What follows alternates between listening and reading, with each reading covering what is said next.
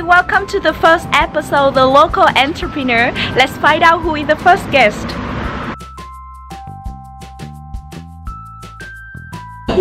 Welcome!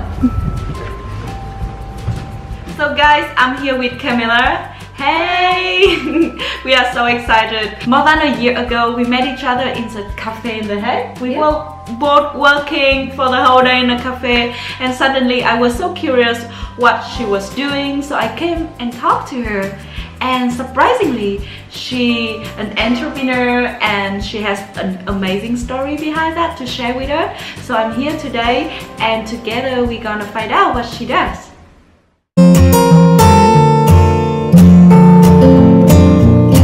So how are you? I'm great, thank you. So please tell us a little bit about yourself. Sure, I'm Kamile and I came from Lithuania. I've been living in the Netherlands now for I think 6 years, a bit more than that. And I'm a food photographer. Wow, a food photographer.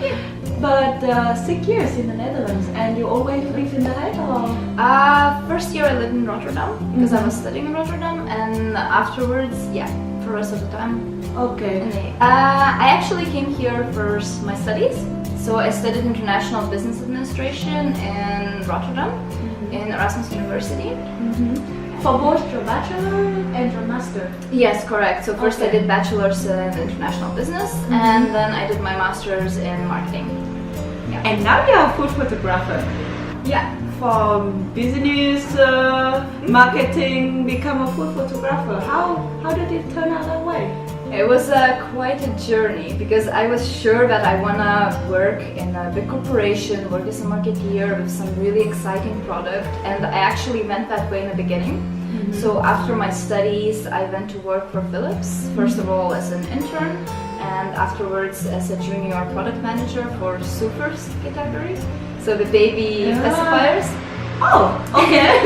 So, and that was really exciting, but then I realized that it's really not what I actually want to do at corporate life. It wasn't really for me, and that I would prefer more working for myself as an entrepreneur.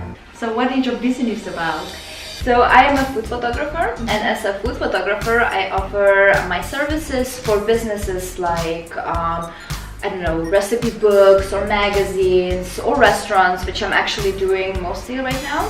Okay. Working with different restaurants, especially around Hague. So why did you stop the job at Philips and decided to start your own business? Because I thought, why not? Why not try now? It's better now than later, and I have the opportunity to do so. And there were two main reasons why, actually. One was that I was really inspired by my boyfriend Tim and his friend Woody, who started their own business. And another reason was because I didn't like as much working for a corporate job. Okay. Why didn't you like the corporate life? Because I understand as a business student at Erasmus, we all end up at working for corporate like Philips, Unilever, a lot of big company. And when we were students, actually we dreamt to work for the company. That was really my dream too at that point of time when I was studying. But it was just, don't get me wrong, the job was really exciting, it was really interesting, and it was really fun, but it wasn't the same because I was missing freedom. And the freedom, I mean freedom to be very creative, freedom to have your own schedule and do what you want and plan out your day whichever way you want to do that. And now that I'm doing it for myself, a business, it's so nice. I feel so much more relaxed, no pressures from any way coming on me. And yes, it's a little bit stressful, but it's not the same stress. Okay. When did you start your business? A little bit more than a year ago. So right after I stopped working for Philips, I started my business. But I actually started not as a food photographer, but I started as a food blogger, healthy food blogger. That what I really love in the process of food blogging is actually the part of photography. Photographing the meal was what was most exciting for me. Okay. Oh, yeah. So as I understand, in the beginning you was doing food blogging, and then after that you realized you wanted to be a food photographer. Yeah. So within more than a year like that, what is the journey looks like? Is this up and down, or it always exciting? Can you tell a little bit more about that? It definitely has ups and downs for sure, and I guess it's normal when you start your own business, especially how I did, just jumping right into it from working at the company to just starting a business, right? So there were two main struggles that I actually found within my journey. One was finding a clear path, what I should do, because as you noticed, I started as a food blogger, then I decided to launch my food photography course, and at the end I was like, okay, food photography is what I'm going for. And another struggle was my inner feelings, whether I can do it or not, so self-doubt, which as well sometimes went up and down and up and down. Yeah. How did you overcome that?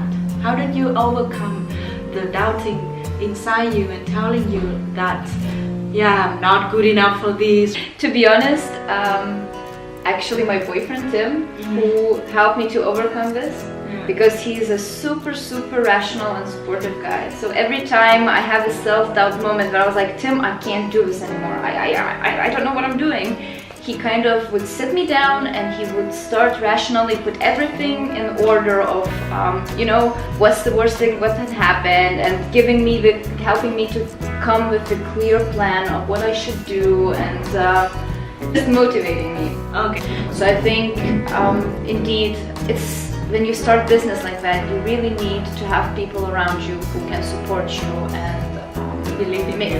Believe in you, exactly, and make you feel stronger. Okay. What are your advice to people who would like to start their own business? First of all, I would just say, just do it. I mean, life is too short to settle for just good enough life, you know? If you truly want it, just do it. What's the worst thing that can happen? And then the second thing, I would say be persistent and try and work hard, and really, like, it may seem while you're working on your business that something is going wrong, or you're doing something not right, or maybe I chose the wrong business. But to be honest, whatever you're gonna do, whatever you're gonna build in the beginning, that's just gonna add up to your experiences. So if it goes wrong or you chose the wrong path, it's gonna build up for you for a future that you're gonna learn from. And then the third last thing is find external motivations for whatever you do.